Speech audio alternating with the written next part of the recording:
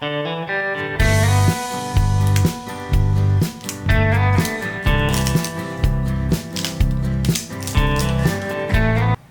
friends, welcome to Madras Samayal. இன்னைக்கு நம்ம மெட்ராஸ் சமையல்ல all time favourite tea time snack தட்டை எப்படி பண்றதுன்னு பார்க்கலாம். இது வந்து டீ கூட மட்டும் கிடையாது, எல்லா விதமான வெரைட்டி ரைஸ்க்குமே சூப்பரான காம்பினேஷனா இருக்கும். ரொம்ப ஈஸியா நல்ல கிறிஸ்பியா அழகா செஞ்சு முடிச்சிடலாம். இது பண்றதுக்கு ஃபர்ஸ்ட் வந்து அந்த ஃப்ளேவர் சேர்க்கிறதுக்காக நம்ம வந்து பூண்டு சீரகம் எல்லாம் அரைக்கணும். அதுக்கு ஒரு மிக்ஸி ஜார்ல 1 டீஸ்பூன் சீரகம் சேர்த்துக்கோங்க. கூடவே 5 பல் போல பூண்டு, அதுல வந்து 1-2 வந்து தோலோட வச்சிருக்கேன். அதுக்கப்புறமா ஒரு கொத்து கருவேப்பிலை இலை, கூடவே 5 போல காஞ்ச மிளகாய், அதை வந்து 1 மணி நேரம் போல தண்ணியில் ஊற வச்சிருந்தேன். அதையும் நம்ம உள்ளே சேர்த்துட்டு நல்லா அரைச்சி இந்த மாதிரி எடுத்துகிட்டு வந்திருக்கேன். இப்போது தட்டைக்கு மாவு பண்ணுறதுக்கு ஒரு மிக்சிங் பவுலில் 2 கப் கடையில் வாங்கின இடியாப்ப மாவு எடுத்திருக்கேன். நம்ம வீட்டில் பண்ண பச்சரிசி மாவுனா நல்லா வறுத்து சேர்த்துக்கோங்க. இது கூடவே 1/4 கப் போல் பொட்டுக்கடலை மாவு, நான் வந்து பொட்டுக்கடலையே மிக்சியில் அடித்து அதுலேருந்து 4 டேபிள் ஸ்பூன் 1/4 கப் மாவு சேர்த்துருக்கேன். அதுக்கப்புறமா நம்ம அரைச்சி வச்சுருக்கோம்ல அந்த மசாலா, அதை சேர்த்துக்கோங்க. காஞ்ச மிளகாவை நம்ம ஊற வைக்கல அப்படின்னா இதுக்கு பதிலாக நம்ம வந்து மிளகாய் தூள் கூட சேர்த்துக்கலாம். 1/2 3/4 டீஸ்பூன் போல் நம்ம சேர்த்துக்கலாம். கூடவே 2 சிட்டிகை போல் பெருங்காயத்தூள், தேவையான அளவு உப்பு. நான் வந்து 1 டீஸ்பூனை விட கொஞ்சம் அதிகமாக உப்பு சேர்த்துருக்கேன். கடைசியாக 1 டேபிள் ஸ்பூன் பட்டர், வெண்ணெய் எடுத்திருக்கேன். வெண்ணெய்க்கு பதிலாக நம்ம வந்து எண்ணெயும் சேர்த்துக்கலாம். எண்ணெய் சேர்க்கும்போது இன்னும் கொஞ்சம் கடுக்கடுன்னு இருக்கும், பட்டர் சேர்க்கும்போது கொஞ்சம் சாஃப்டாக இருக்கும். அதனால் நமக்கு எப்படி வேணுமோ அது ஏற்ற மாதிரி சேர்த்துக்கலாம். எல்லாத்தையும் சேர்த்துட்டு ஃபஸ்ட்டு வந்து இதை நம்ம நல்லா மிக்ஸ் பண்ணணும். அப்போ தான் அந்த ஃப்ளேவர் வந்து நமக்கு அந்த தட்டையில் நல்லா கிடைக்கும் நமக்கு. இப்போ இதோட நான் வந்து ஒரு 2 டேபிள் ஸ்பூன் போல் கடலைப்பருப்பை 1 மணி நேரம் நான் ஊற வச்சுருந்தேன். அதை வந்து நம்ம உள்ளே சேர்த்துடலாம்.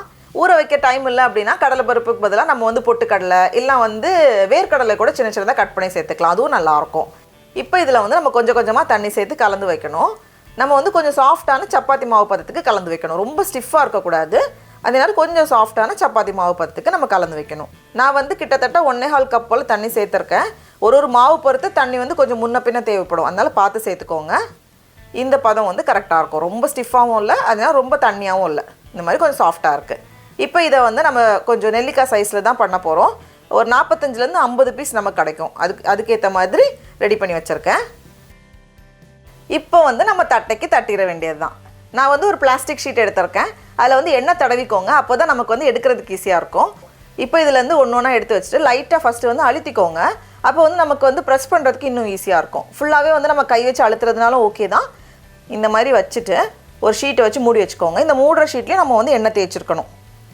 அப்புறமா ஒரு ஃப்ளாட்டான ஒரு பாத்திரம் இல்லை ஏதாச்சும் ஒரு இது வச்சு நம்ம வந்து அழுத்திட்டோன்னா போதும். ரொம்ப குண்டாக வைக்காதீங்க, கொஞ்சம் மெல்லிஸாக இருக்கணும். அப்போ தான் வந்து நல்லா கிறிஸ்பியாக கிடைக்கும் நமக்கு. அப்புறமா தேவைப்பட்டுச்சுன்னா நமக்கு ஷேப் பண்ணால் கை வச்சு அழுத்திக்கலாம். இப்போ இதுலேருந்து நம்ம ஒன்றா எடுத்து எண்ணெயில் போட்டு பொரிக்கிறதுக்கு ஈஸியாக இருக்கும். எண்ணெயை வந்து மீடியம் ஹீட்டில் வச்சுக்கோங்க, குறைவான சூடில் இருக்கக்கூடாது. இப்போ வந்து நம்ம ஒன்றா எடுத்து சேர்த்ததுமே இந்த மாதிரி பபுள் வருதில்ல, இந்த மாதிரி இருக்கணும்.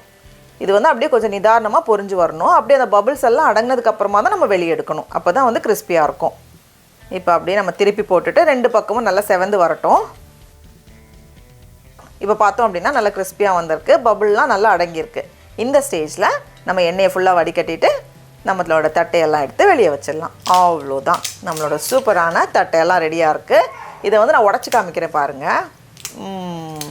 ரொம்ப நல்ல கிறிஸ்பியாக ரொம்ப சூப்பராக இருக்கும், அப்படியே டீ கூட அட்டகாசமாக இருக்கும். சடா, நம்மளோட தட்டையெல்லாம் ரொம்ப சூப்பராக ரெடியாக இருக்குது. இப்போ நம்ம டேஸ்ட் பண்ணி பார்க்கலாமா? நான் உடச்சி காமிக்கிறேன் பாருங்கள். அப்படியே அந்த பூண்டோட வாசனை எல்லாம் சேர்ந்து ரொம்ப நல்லாயிருக்கு. நீங்களும் கண்டிப்பாக இந்த ரெசிபியை வீட்டில் செஞ்சு பாருங்கள். உங்களுக்கு இந்த வீடியோ பிடிச்சிருந்துச்சுன்னா மெட்ராஸ் சமையலுக்கு சப்ஸ்கிரைப் பண்ணுங்கள். நான் சுவையர் மகள் மலரட்டும்.